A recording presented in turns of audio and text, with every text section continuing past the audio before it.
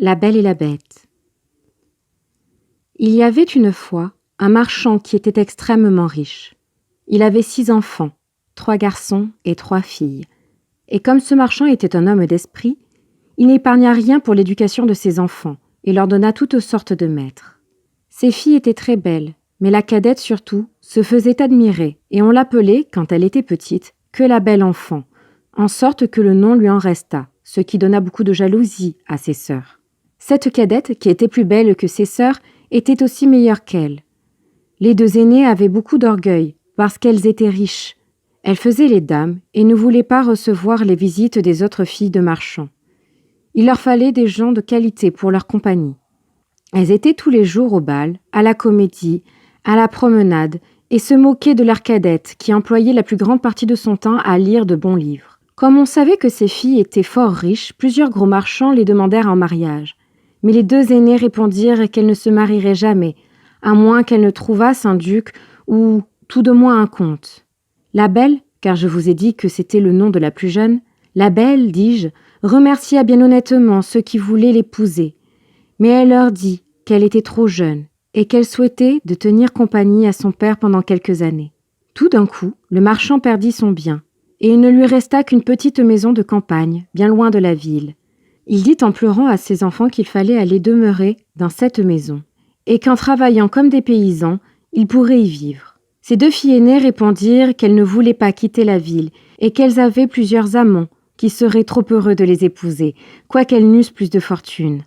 Les bonnes demoiselles se trompaient, leurs amants ne voulurent plus les regarder quand elles furent pauvres. Comme personne ne les aimait à cause de leur fierté, on disait « Elles ne méritent pas qu'on les plaigne.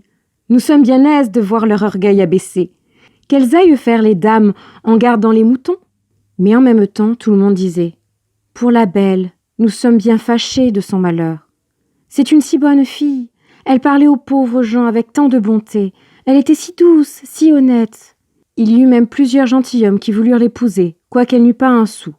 Mais elle leur dit qu'elle ne pouvait se résoudre à abandonner son pauvre père dans son malheur, et qu'elle le suivrait à la campagne pour le consoler et l'aider à travailler. La pauvre Belle avait été bien affligée d'abord de perdre sa fortune, mais elle s'était dit à elle-même « Quand je pleurerai bien fort, mes larmes ne me rendront pas mon bien. Il faut tâcher d'être heureuse sans fortune. » Quand ils furent arrivés à leur maison de campagne, le marchand et ses 3 fils s'occupèrent de labourer la terre. La Belle se levait à 4 heures du matin. Elle se dépêchait de nettoyer la maison et d'apprêter le dîner pour la famille. Elle eut d'abord beaucoup de peine, car elle n'était pas accoutumée à travailler comme une servante, mais au bout de 2 mois, elle devint plus forte et la fatigue lui donna une santé parfaite. Quand elle avait fait son ouvrage, elle lisait, elle jouait du clavecin, ou bien elle chantait en filant. Ses 2 sœurs, au contraire, s'ennuyaient à la mort. Elles se levaient à 10 heures du matin, se promenaient toute la journée et s'amusaient à regretter leurs beaux habits et leur compagnie. « Voyez notre cadette, disait-elle entre elles. Elle a l'âme basse et est si stupide qu'elle est contente de sa malheureuse situation. » Le bon marchand ne pensait pas comme ses filles. Il savait que la Belle était plus propre que ses sœurs à briller dans les compagnies. Il admirait la vertu de cette jeune fille et surtout sa patience, car ses sœurs, non contentes de lui laisser faire tout l'ouvrage de la maison, l'insultaient à tout moment. Il y avait 1 an que cette famille vivait dans la solitude lorsque le marchand reçut une lettre, par laquelle on lui marquait qu'un vaisseau, sur lequel il avait des marchandises, venait d'arriver heureusement. Cette nouvelle pensa tourner la tête à ses 2 aînées, qui pensaient qu'à la fin, elles pourraient quitter cette campagne, où elles s'ennuyaient tant. Et quand elles virent leur père prêt à partir, elles le prièrent de leur apporter des robes, des palatines, des coiffures et toute autre sorte de bagatelles. La Belle ne lui demandait rien, car elle pensait en elle-même que tout l'argent des marchandises ne suffirait pas pour acheter ce que ses sœurs souhaitaient. « Tu ne me pries pas de t'acheter quelque chose ?» lui dit son père. « Puisque vous avez la bonté de penser à moi, lui dit-elle, je vous prie de m'apporter une rose, car il n'en vient point ici. » Ce n'est pas que la Belle se souciât d'une rose, mais elle ne voulait pas condamner, par son exemple, la conduite de ses sœurs, qui auraient dit que c'était pour se distinguer qu'elle ne demandait rien. Le bonhomme partit, mais quand il fut arrivé, on lui fit un procès pour ses marchandises, et après avoir eu beaucoup de peine, il revint aussi pauvre qu'il l'était auparavant. Il n'y avait plus que 30 000 pour arriver à sa maison, et il se réjouissait déjà du plaisir de revoir ses enfants. Mais comme il fallait passer un grand bois avant de trouver sa maison, il se perdit. Il neigeait horriblement, le vent était si grand qu'il le jeta 2 fois en bas de son cheval, et la nuit étant venue, il pensa qu'il mourrait de faim ou de froid, ou qu'il serait mangé par des loups qu'il entendait hurler autour de lui. Tout d'un coup, en regardant au bout d'une longue allée d'arbres, il vit une grande lumière, mais qui paraissait bien éloignée. Il marcha de ce côté-là et vit que cette lumière sortait d'un palais qui était tout illuminé. Le marchand remercia Dieu du secours qu'il lui envoyait, et il se hâta d'arriver à ce château, mais il fut bien surpris de ne trouver personne dans les cours. Son cheval, qui le suivait, voyant une grande écurie ouverte, entra dedans, et ayant trouvé du foin et de l'avoine, le pauvre animal, qui mourait de faim, se jeta dessus avec beaucoup d'avidité. Le marchand l'attacha dans l'écurie et marcha vers la maison où il ne trouva personne. Mais étant entré dans la grande salle, il y trouva un bon feu et une table chargée de viande, où il n'y avait qu'un couvert. Comme la pluie et la neige l'avaient mouillé jusqu'aux os, il s'approcha du feu pour se sécher, et disant en lui-même « Le maître de la maison ou ses domestiques me pardonneront la liberté que j'ai prise, et sans doute ils viendront bientôt. » Il attendit pendant un temps considérable, mais 11 heures ayant sonné, sans qu'il vît personne, il ne put résister à la faim et prit un poulet qu'il mangea en 2 bouchées, et en tremblant. Il but aussi quelques coups de vin et, devenu plus hardi, il sortit de la salle et traversa plusieurs grands appartements magnifiquement meublés. À la fin, il trouva une chambre où il y avait un bon lit, et comme il était minuit passé, et qu'il était là, il prit le parti de fermer la porte et de se coucher. Il était 10 heures du matin quand il se leva, et il fut bien surpris de trouver un habit fort propre à la place du sien qui était tout gâté. « Assurément, dit-il en lui-même, ce palais appartient à quelque bonne fée qui eut pitié de ma situation. » Il regarda par la fenêtre et ne vit plus de neige, mais des berceaux de fleurs qui enchantaient sa vue. Il entra dans la grande salle où il avait soupé la veille et vit une petite table où il y avait du chocolat. « Je vous remercie, madame la fée, d'avoir eu la bonté de penser à mon déjeuner. » Le bonhomme, après avoir pris son chocolat, sortit pour aller chercher son cheval, et comme il passait sous un berceau de roses, il se souvient que la belle lui en avait demandé, et y cueillit une branche où il y en avait plusieurs. En même temps, il entendit un bruit. Il vit venir à lui une bête si horrible qu'il fut tout près de s'évanouir. « Vous êtes bien ingrat, » lui dit la bête d'une voix terrible. « Je vous ai sauvé la vie en vous recevant dans mon château, et, pour ma peine, vous me volez mes roses que j'aime mieux que toute autre chose au monde. Il vous faut mourir pour réparer cette faute. Je ne vous donne qu'un quart d'heure pour demander pardon à Dieu. » Le marchand se jeta à genoux et dit à la bête en joignant les mains. « Monseigneur, pardonnez-moi, je ne croyais pas vous offenser en cueillant une rose pour une de mes filles qui m'en avait demandé. »« Je ne m'appelle point monseigneur, » répondit le monstre, « mais la bête. Je n'aime point les compliments, moi. Je veux qu'on dise ce que l'on pense. Ainsi, ne croyez pas me toucher par vos flatteries, mais vous m'avez dit que vous aviez des filles. Je veux bien vous pardonner, à condition qu'une de vos filles vienne volontairement pour mourir à votre place. Ne me raisonnez pas, partez, et si vos filles refusent de mourir pour vous, jurez que vous reviendrez dans 3 mois. » Le bonhomme n'avait pas dessein de sacrifier une de ses filles à ce vilain monstre, mais il pensa « Au moins, j'aurai le plaisir de les embrasser encore une fois. » Il jura donc de revenir, et la bête lui dit qu'il pourrait partir quand il le voudrait. « Mais, ajouta-t-elle, je ne veux pas que tu t'en ailles les mains vides. Retourne dans la chambre où tu as couché. Tu y trouveras un grand coffre vide. Tu peux y mettre tout ce qui te plaira. Je le ferai porter chez toi. » En même temps, la bête se retira, et le bonhomme dit en lui-même « S'il faut que je meure, j'aurai la consolation de laisser du pain à mes pauvres enfants. » Il retourna dans la chambre où il avait couché, y ayant trouvé une grande quantité de pièces d'or, il remplit le plus grand coffre dont la bête lui avait parlé, le ferma, et ayant repris son cheval qu'il retrouva dans l'écurie, il sortit de ce palais avec une tristesse égale à la joie qu'il avait lorsqu'il y était entré. Son cheval prit de lui-même une des routes de la forêt, et en un peu plus d'1 heure, le bonhomme arriva dans sa petite maison. Ses enfants se rassemblèrent autour de lui, mais au lieu d'être sensible à leurs caresses, le marchand se mit à pleurer en les regardant. Il tenait à la main la branche de rose qu'il apportait à la belle. Il la lui donna et lui dit « La belle, prenez ces roses. Elles coûteront bien cher à votre malheureux père. » Et tout de suite, il raconta à sa famille la funeste aventure qui lui était arrivée. À ce récit, ses 2 aînés jetèrent des grands cris et dirent des injures à la belle qui ne pleurait point. « Voyez ce que produit l'orgueil de cette petite créature, disait-elle. Que ne demandait-elle? Des ajustements, comme nous. Mais non, mademoiselle voulait se distinguer. Elle va causer la mort de notre père et ne pleure même pas. Cela serait fort inutile, reprit la belle. Pourquoi pleurerais-je la mort de mon père? Il ne périra point. Puisque le monstre veut bien accepter une de ses filles, je veux me livrer à toute sa furie, et je me trouve fort heureuse, puisqu'en mourant, j'aurai la joie de sauver mon père et de lui prouver ma tendresse. Non, ma sœur, lui répondirent ses 3 frères. Vous ne mourrez pas. Nous irons trouver ce monstre et nous périrons sous ses coups si nous ne pouvons le tuer. Ne l'espérez pas, mes enfants, leur dit le marchand. La puissance de cette bête est si grande qu'il ne me reste aucune espérance de la faire périr. Je suis charmé du bon cœur de la belle, mais je ne veux pas l'exposer à la mort. Je suis vieux. Il ne me reste que peu de temps à vivre. Ainsi, je ne perdrai que quelques années de vie, que je ne regrette qu'à cause de vous, mes chers enfants. Je vous assure, mon père, lui dit la belle, que vous n'irez pas à ce palais sans moi. Vous ne pouvez m'empêcher de vous suivre. Quoique je sois jeune, je ne suis pas fort attachée à la vie, et j'aime mieux être dévorée par ce monstre que de mourir du chagrin que me donnerait votre perte. On eut beau dire, la belle voulut absolument partir pour le beau palais, parce que les vertus de la cadette leur avaient inspiré beaucoup de jalousie. Le marchand était si occupé de la douleur de perdre sa fille qu'il ne pensait pas au coffre qu'il avait rempli d'or, mais aussitôt qu'il fut renfermé dans sa chambre pour se coucher, il fut bien étonné de la trouver à la ruelle de son lit. Il résolut de ne point dire à ses enfants qu'il était devenu si riche, parce que ses filles auraient voulu retourner à la ville et qu'il était résolu de mourir à la campagne. Mais il confia ce secret à la belle, qui lui apprit qu'il était venu quelque gentilhomme pendant son absence, et qu'il y en avait 2 qui aimaient ses sœurs. Elle pria son père de les marier, car elle était si bonne qu'elle les aimait, et leur pardonnait de tout son cœur le mal qu'elle lui avait fait. Ces 2 méchantes filles se frottaient les yeux avec un oignon, pour pleurer lorsque la belle partit avec son père.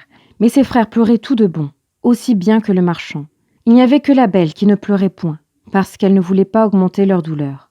Le cheval prit la route du palais, et sur le soir, ils l'aperçurent illuminé, comme la première fois. Le cheval fut tout seul à l'écurie, et le bonhomme entra avec sa fille dans la grande salle, où ils trouvèrent une table magnifiquement servie, avec 2 couverts.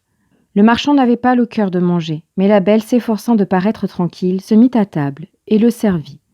Puis, elle disait en elle-même, « La bête veut bien m'engraisser avant de me manger, puisqu'elle me fait si bonne chair. » Quand ils eurent soupé, ils entendirent un grand bruit, et le marchand dit adieu à sa pauvre fille en pleurant, car il pensait que c'était la bête. La belle ne put s'empêcher de frémir en voyant cette horrible figure, mais elle se rassura de son mieux, et le monstre lui ayant demandé si c'était de bon cœur qu'elle était venue, elle lui dit en tremblant que oui. « Vous êtes bien bonne, dit la bête, et je vous suis bien obligée.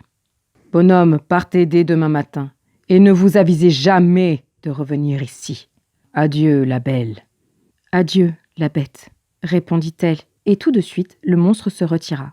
« Ah, ma fille, lui dit le marchand en embrassant la belle, je suis à demi mort de frayeur. Croyez-moi, laissez-moi ici. »« Non, non, mon père, lui dit la belle avec fermeté. Vous partirez demain matin et vous m'abandonnerez au secours du ciel. Peut-être aura-t-il pitié de moi. » Ils furent se coucher et croyaient ne pas dormir de toute la nuit, mais à peine furent-ils dans leur lit que leurs yeux se fermèrent. Pendant son sommeil, la belle vit une dame qui lui dit « Je suis contente de votre bon cœur, la belle. La bonne action que vous faites en donnant votre vie pour sauver celle de votre père ne demeurera point sans récompense. » La belle, se réveillant, raconta ce songe à son père, et quoiqu'il le consolât un peu, cela ne l'empêcha pas de jeter de grands cris quand il fallut se séparer de sa chère fille. Lorsqu'il fut parti, la belle s'assit dans la grande salle et se mit à pleurer aussi. Mais comme elle avait beaucoup de courage, elle se recommanda à Dieu et résolut de ne point se chagriner pour le peu de temps qu'elle avait encore à vivre, car elle croyait fermement que la bête la mangerait le soir. Elle résolut de se promener en attendant et de visiter ce beau château. Elle ne pouvait s'empêcher d'en admirer la beauté, mais elle fut bien surprise de trouver une porte sur laquelle il y avait écrit « Appartement de la belle ». Elle ouvrit cette porte avec précipitation et elle fut éblouie de la magnificence qui y régnait. Mais ce qui frappa le plus sa vue fut une grande bibliothèque, un clavecin et plusieurs livres de musique. « On ne veut pas que je m'ennuie, » dit-elle tout bas. Elle pensa ensuite « Si je n'avais qu'un jour à demeurer ici, on ne m'aurait pas fait de telles provisions. » Cette pensée ranima son courage. Elle ouvrit la bibliothèque et vit un livre où il y avait écrit en lettres d'or « Souhaitez, commandez. Vous êtes ici la reine et la maîtresse. » « Hélas, dit-elle en soupirant, je ne souhaite rien que de voir mon pauvre père et de savoir ce qu'il fait à présent. » Elle avait dit cela en elle-même. Quelle fut sa surprise, en jetant les yeux sur un grand miroir, d'y voir sa maison, où son père arrivait avec un visage extrêmement triste. Ses sœurs venaient au-devant de lui, et malgré les grimaces qu'elles faisaient pour paraître affligées, la joie qu'elles avaient de la perte de leur sœur paraissait sur leur visage. Un moment après, tout cela disparut, et la belle ne put s'empêcher de penser que la bête était bien complaisante, qu'elle n'avait rien à craindre d'elle.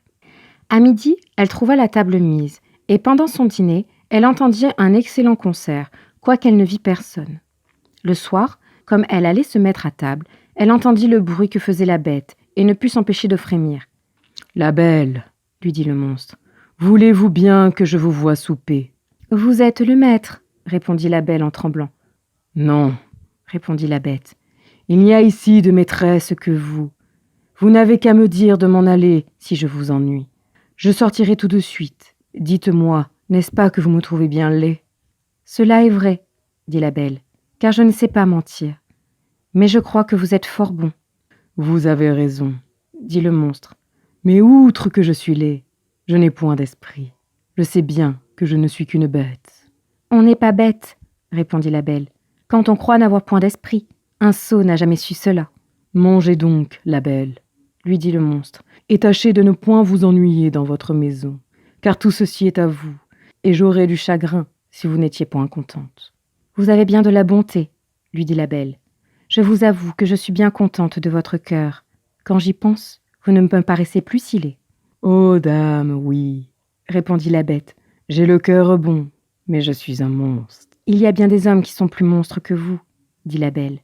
Et je vous aime mieux avec votre figure que ceux qui, avec la figure d'homme, cachent un cœur fou, corrompu, ingrat. »« Si j'avais de l'esprit, reprit la bête, je vous ferais un grand compliment pour vous remercier.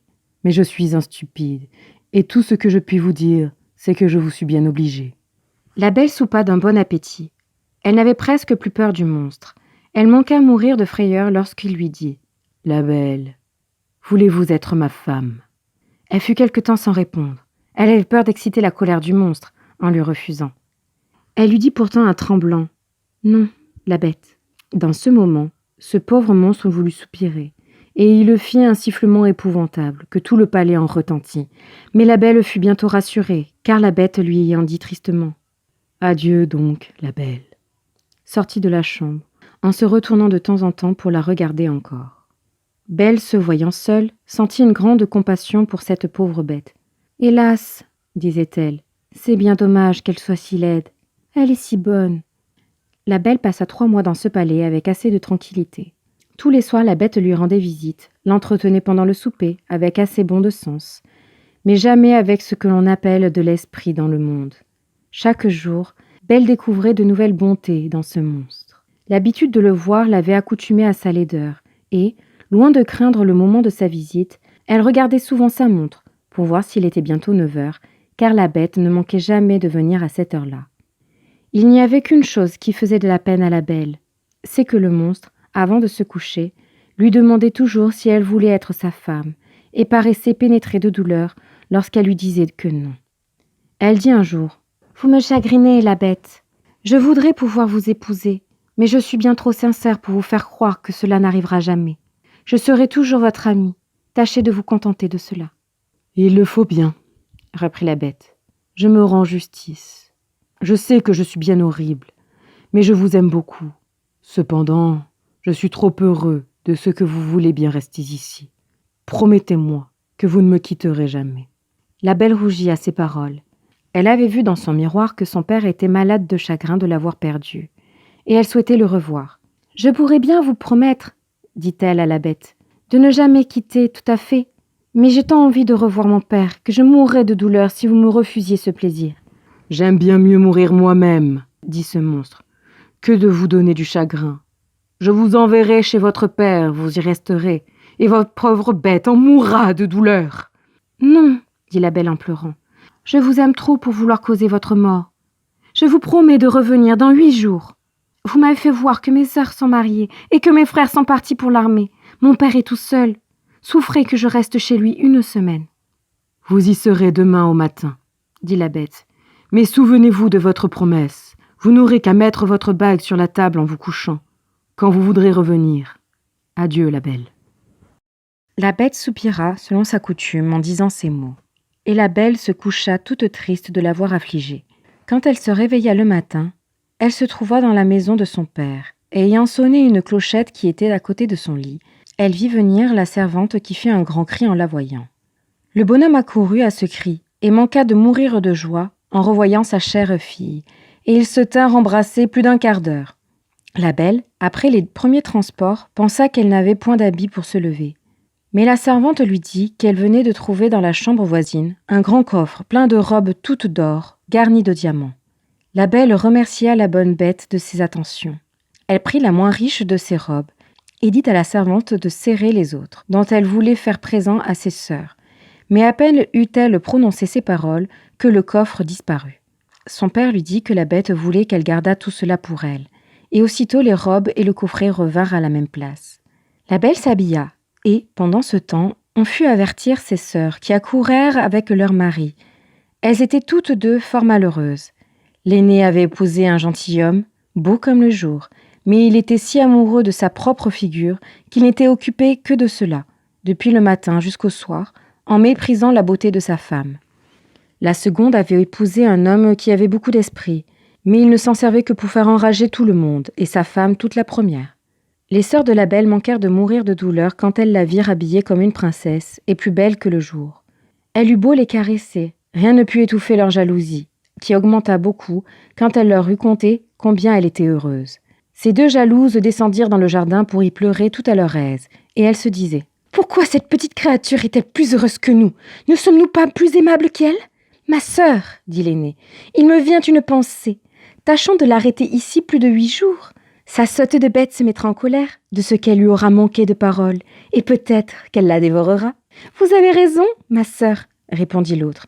Pour cela, il lui faut faire de grandes caresses. » Et ayant pris cette résolution, elles remontèrent et firent tant d'amitié à leur sœur que la belle en pleura de joie. Quand les 8 jours furent passés, les 2 sœurs s'arrachèrent les cheveux et firent tant les affliger de son départ qu'elle promit de rester encore 8 jours chez son père. Cependant, la belle se reprochait le chagrin qu'elle allait donner à sa pauvre bête, qu'elle aimait de tout son cœur, et elle s'ennuyait de ne plus la voir. La 10e nuit qu'elle passa chez son père, elle rêva qu'elle était dans le jardin du palais, et qu'elle voyait la bête couchée sur l'herbe et près de mourir, qui lui en reprochait son ingratitude. La belle se réveilla en sursaut et versa des larmes. « Ne suis-je pas bien méchante, dit-elle, de donner du chagrin à une bête qui a pour moi tant de complaisance? Est-ce sa faute si elle est si laide et si elle a peu d'esprit? Elle est si bonne, cela vaut mieux que tout le reste. Pourquoi n'ai-je pas voulu l'épouser? Je serais plus heureuse avec elle que mes sœurs avec leurs maris. Ce n'est ni la beauté, ni l'esprit d'un mari qui rendent les femmes contentes. C'est la bonté du caractère, la vertu, la complaisance. Et la bête a toutes ces bonnes qualités. Je n'ai point d'amour pour elle, mais j'ai de l'estime, de l'amitié et de la reconnaissance. Allons, il ne faut pas la rendre malheureuse. Je me reprocherai toute ma vie mon ingratitude. » À ces mots, Belle se lève, met sa bague sur la table et revient se coucher. À peine fut-elle dans son lit qu'elle s'endormit, et quand elle se réveilla le matin, elle vit avec joie qu'elle était dans le palais de la bête. Elle s'habilla magnifiquement pour lui plaire, et s'ennuya à mourir toute la journée en attendant 9 heures du soir. Mais l'horloge eut beau sonner, la bête ne parut point. La belle alors craignit d'avoir causé sa mort. Elle courut tout le palais en jetant de grands cris. Elle était au désespoir. Après avoir cherché partout, elle se souvint de son rêve et courut dans le jardin vers le canal où elle l'avait vue en dormant. Elle trouva la pauvre bête étendue sans connaissance, et elle crut qu'elle était morte. Elle se jeta sur son corps, sans avoir horreur de sa figure, et sentant que son cœur battait encore, elle le prit de l'eau dans le canal et lui en jeta sur la tête. La bête ouvrit les yeux et dit à la belle : « Vous avez oublié votre promesse. Le chagrin de vous avoir perdu m'a fait résoudre à me laisser mourir de faim. Mais je meurs content, puisque j'ai le plaisir de vous revoir encore une fois. »« Non, ma chère bête, vous ne mourrez point, lui dit la belle. Vous vivrez pour devenir mon époux. Dès ce moment, je vous donne ma main, et je vous jure que je ne serai qu'à vous. Hélas, je croyais n'avoir que de l'amitié pour vous, mais la douleur que je sens me fait voir que je ne pourrai vivre sans vous voir. » À peine la belle eut-elle prononcé ces paroles qu'elle vit le château brillant de lumière. Les feux d'artifice, la musique, tout lui annonçait une fête, mais toutes ces beautés n'arrêtèrent point sa vue. Elle se retourna vers sa chère bête, dont le danger la faisait frémir. Quelle ne fut sa surprise! La bête avait disparu, et elle ne vit plus qu'à ses pieds qu'un prince, plus beau que l'amour, qui la remerciait d'avoir fini son enchantement. Quoique le prince méritât toute son attention, elle ne put s'empêcher de lui demander où était la bête. « Vous la voyez à vos pieds ?» lui dit le prince. « Une méchante fée m'avait condamné à rester sous cette figure jusqu'à ce qu'une belle fille consentît à m'épouser. Et elle m'avait défendu de faire paraître mon esprit. Ainsi, il n'y avait que vous dans le monde, assez bonne pour vous laisser toucher par la bonté de mon caractère. Et en vous offrant ma couronne, je ne puis m'acquitter des obligations que je vous ai. » La belle, agréablement surprise, donna la main à ce beau prince pour se lever. Ils allèrent ensemble au château, et la belle manqua de mourir de joie en trouvant dans la grande salle son père et toute sa famille, que la belle dame, qui lui avait apparu en songe, avait transportée au château. « Belle, lui dit cette dame qui était d'une grande fée, venez recevoir la récompense de votre bon choix. Vous avez préféré la vertu à la beauté et à l'esprit. Vous méritez de trouver toutes ces qualités réunies en une même personne. Vous allez devenir une grande reine. J'espère que le trône ne détruira pas vos vertus.